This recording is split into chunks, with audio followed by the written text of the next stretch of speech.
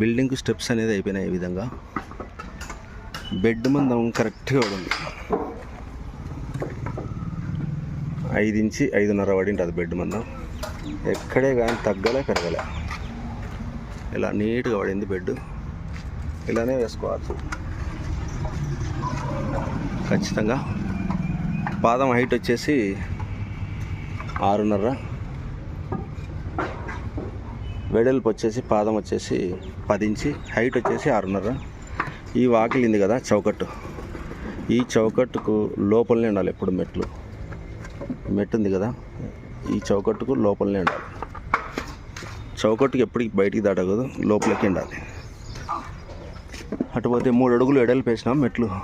ఈ విధంగా అంతా నీట్గా వచ్చినాయి. ఫ్లాట్ కూడా 3 అడుగులు ఇచ్చినాం ఇక్కడ. ఇది 3 కానీ 3.5 కానీ ఇచ్చుకోవచ్చు. అంతకన్నా తక్కువ ఇచ్చి ఇక్కడ తిరగడానికి స్పేస్ ఉండదు.